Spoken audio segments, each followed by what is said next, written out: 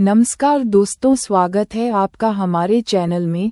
नमस्ते जी story in Hindi पर video शुरू करने से पहले आप से एक छोटा सा निवेदन है।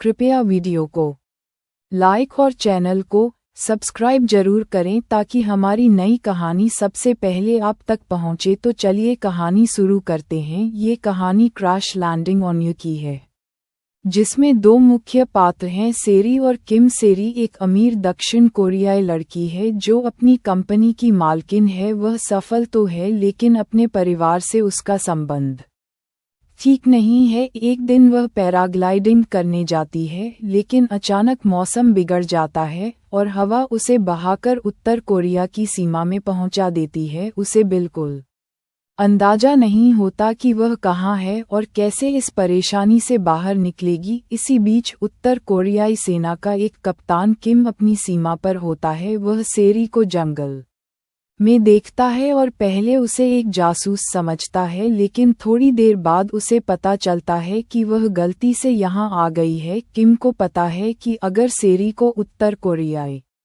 अधिकारियों ने पकड़ लिया तो उसकी जान खतरे में पड़ जाएगी, इसलिए वह उसे बचाने का फैसला करता है, भले ही उसकी खुद की नौकरी और जिंदगी दांव पर लग जाए। किम उसे अपने गांव ले जाता है जहां उसके कुछ साथी सैनिक भी रहते हैं। वह सेरी को छुपाकर रखने की कोशिश करता है ताकि उसे सुरक्षित दक्षिण कोरिया वापस भेजा जा सके। सेरी शुरू में डरी हुई होती है लेकिन धीरे धीरे वह किम पर भरोसा करने लगती है। गांव का माहौल और वहां के लोग भी उसे पसंद आने लगते हैं। समय के साथ सेरी और किम के बीच एक गहरा रिश्ता बनने लगता है। सेरी को किम की ईमानदारी और देखभाल अच्छी लगने लगती है, जबकि किम को सेरी का हिम्मती और दयालु स्वभाव पसंद आता है। दोनों अलग अलग दुनिया से आते हैं, फिर भी उनके बीच प्यार की एक अनकही डोर बंधने लगती है। हालांकि स्थिति इतनी आसान नहीं है। उत्तर कोरियाई अधिकारियों को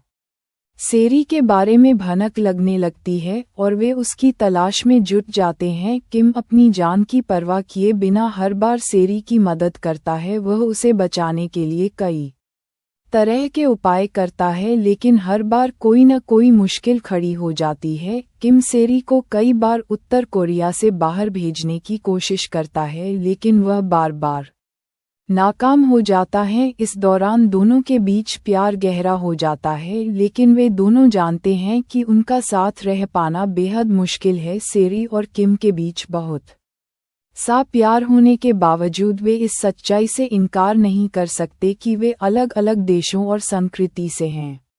आखिरकार एक कठिन समय के बाद सेरी किसी तरह वापस दक्षिण कोरिया पहुंच जाती है, लेकिन किम उत्तर कोरिया में ही रह जाता है। दोनों का दिल टूट जाता है लेकिन वे एक दूसरे के प्यार को हमेशा दिल में रखते हैं।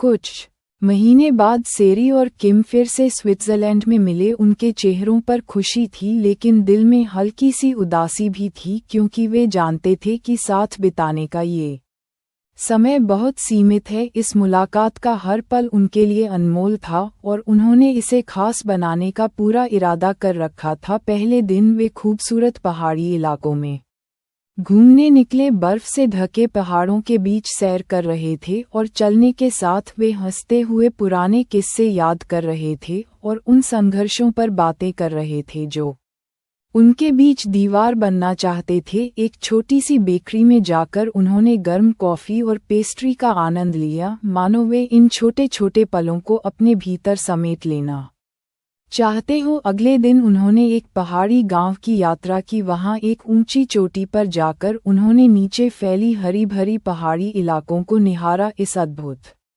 नज़ारे ने उन्हें एक पल के लिए अपनी सारी चिंताओं से दूर कर दिया। किम ने सेरी का हाथ थामते हुए कहा, ये जगह हमारे लिए किसी पनाह जैसी है। यहाँ न कोई सीमा है न कोई दीवार, यह बस हम दोनों की दुनिया है जहां हमें कोई नहीं रोक सकता। तीसरे दिन उन्होंने झील के किनारे कुछ खास पल बिताए। पानी की हल्की लहरों के बीच बैठकर वे खामोशी से एक दूसरे का साथ महसूस कर रहे थे। इस दौरान दोनों ने एक वादा किया कि वे भविष्य की चिंता किए बिना हर मुलाकात को पूरी तरह जिएंगे। बिना किसी पछतावे के और एक तस्वीर ली। यह तस्वीर उनकी यादों का हिस्सा बन गई जो हर मुलाकात का प्रतीक थी। जब विदा लेने का समय आया तो दोनों ने एक दूसरे को इस भरोसे के साथ अलविदा कहा कि यह विदाई सिर्फ कुछ समय की है और जल्द ही वे फिर से मिलेंगे। उनका प्यार समय और सीमाओं से परे था। ये कहानी दिखाती है कि सच्चा प्यार किसी सीमा को नहीं मानता है, ये सिर्फ दिल से दिल का रिश्ता रखता है जो दुनिया के हर बंधन से ऊपर होता है। तो दोस्तों, ये कहानी आपको कैसी लगी हमें कमेंट करके ज़रूर बताइए और इस कहानी को अपने दोस्तों के साथ शेयर ज़रूर करें। धन्यवाद।